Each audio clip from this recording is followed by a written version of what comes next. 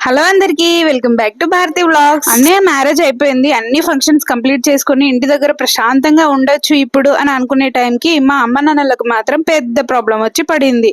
కానీ దాని వల్ల మా పాప మాత్రం చాలా హ్యాపీగా ఉంది. అదేంటి అని అనుకుంటున్నారా? చెప్తా ఏంటిదంటే మా పొలంలో అయితే గొర్రెల మందలు వచ్చి మొత్తం పొలం అంతా మొలకలన్నీ తినేసింది. కొన్ని మొలకలన్నీ బయటికి తీసేసింది అన్నమాట.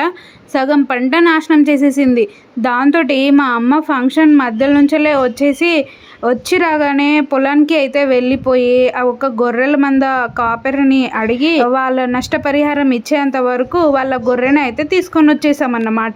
తీసుకొచ్చాక దానికి ఫుడ్, దానికి అన్ని మంచి చెడు, దానికి రోగం వచ్చినా ఏదైనా మనమే చూసుకోవాలి కదా. వాళ్ళ గొర్రెను వాళ్ళు తీసుకెళ్లేంత వరకు, లేదంటే మనమే ఇవ్వాల్సి వస్తుంది నష్టపరిహారం. మా నాన్న దానికి ఒక మెంబర్ని అయితే పెట్టేశాడు. అది ఎవరో కాదు, మా తమ్ముడే అన్నమాట.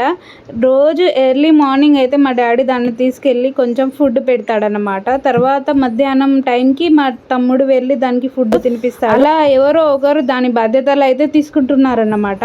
కానీ మా పాపకు మాత్రం ఆ గొర్రె పెద్ద టైం పాస్ అయిపోయింది. మార్నింగ్ లేవగానే గొర్రె కావాలని గొర్రె దగ్గరికి అయితే వెళ్ళిపోతుంది అన్నమాట. అక్కడికి వెళ్ళిపోయిన తర్వాత దాని మీద స్వారీ చేయడం, దాని కొమ్ములను పట్టుకొని ఈడ్చేయడం, దాని చెవులను ఈడ్చేయడం, దాని కళ్ళల్లో చేతులు పెట్టేయడం, ముక్కులో చేతులు పెట్టేయడం. వామ్మో, అసలు మా పాప దెబ్బకి ఆ గొర్రె అయితే బాగా భయపడుతుంది. మా పాపను చూడగానే భయపడుతుంది. అసలు క్లిప్స్ తీయలేదు కానీ అసలు ఆ గొర్రె భయపడుతుంటే మేమైతే తక్కువ నవ్వుకోలేదు. అసలు అంత దారుణంగా దాన్ని టార్చర్ చేస్తుంది మా పాపకు. కుక్కలు కనిపించిన, గొర్రెలు కనిపించిన, మనుషుల కంటే ఎక్కువ జంతువులను చూసి చాలా సంబరపడిపోతుంది. ఒక 3-4 డేస్ అసలు అమ్మ నాన్నల్ని గుర్తుపట్టలేదు.